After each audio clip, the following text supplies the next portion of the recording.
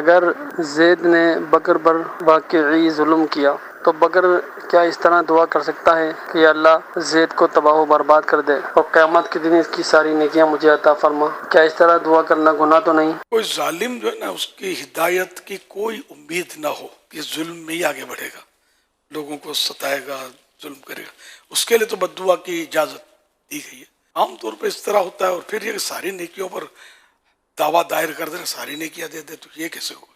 इस तरह की दुआ से गुरेज किया जाए, माफ कर दिया जाए, माफ करने में सवाब ज्यादा है। जरूरतन इंतकाम की भी सूरत है, लेकिन इंतकाम लेने में ये होता है कि एहतियात हो नहीं पाएगी, बहुत मुश्किल है।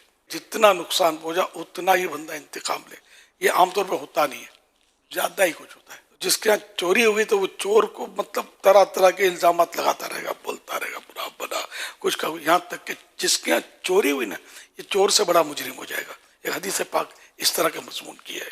तो हमारे यहाँ ये भी होता है कि किसी ने अगर हमारे साथ बुराई कर भी ली, हम उसको इतना बुरा भला बोलते हैं कि वो तो बहुत पीछे रह जाता है। हम तो उसको सातों पूछते हैं, खंगाल डालते हैं। तो बहरहाल ये जुल्म का बदला जो है ये दुरुस्त यानी सही यही तरीका है, इसको माफ कर दिया जाए।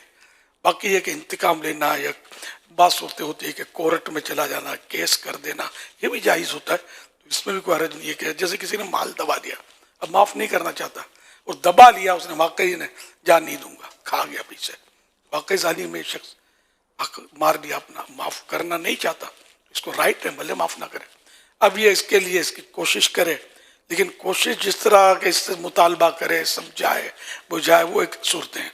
वरना फिर एक मारा मारी बदमाश आगे करना। अब ये होता है बदमाश लोग जो हैं ये फैसले करवाते हैं आजकल, आधा तेरा आधा मेरा, और गुनाह और धमकियाँ और फायरिंग और बहुत कुछ हो रहा होता है हमारे माशरे में। ये बहुत सौ को पता होगा कि इस तरह बदमाश लोग फैसले करवाते हैं। ये तो बिल्कुल नाजायज सूरत है, इस तरह नहीं होना चाहिए। अलबत्ता ये कि जैसे पुलिस केस किया, कोर्ट में गए, तो ये इसकी ये जायज़ सूरतें मौजूद हैं, ये करे।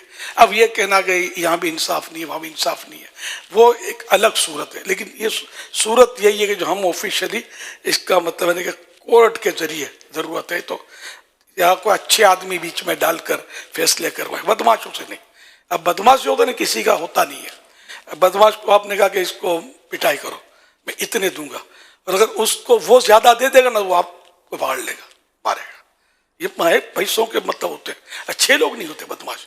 तो इनसे मतलब जो कीचड़ में हाथ डालेंगे ना आप, तो आप ही फंसेंगे, आप पर भी चींटे आएंगे और गंदे हो जाएंगे आप, कोई भरोसा नहीं होता। जो इस तरह बदमाशियां करते हैं इनको भी तौबा करनी चाहिए, जिन जिन पर जुल्म किया उससे, और हक तलफियाँ की, धाक धमकियाँ देकर आधे तेरा आधा मेरे से, ये सब रिश्वतें, झूठ, हराम, खुदा जाने इतने गुनाह इसमें होते हैं कि जिसकी इंतहा नहीं। इन सबसे तौबा इनको भी करनी चाहिए, आज नहीं तो कल मतलब फंस जाओगे इस तरह का हराम लेकर। अभी चलो ताकत है, जवानी है, असलह है, कल पुलिस के भी अगर हत्या चढ़ गए तो पुलिस भी नहीं छोड़ती, बात होगा क्या क्या मतलब हिसाब किताब चलता है।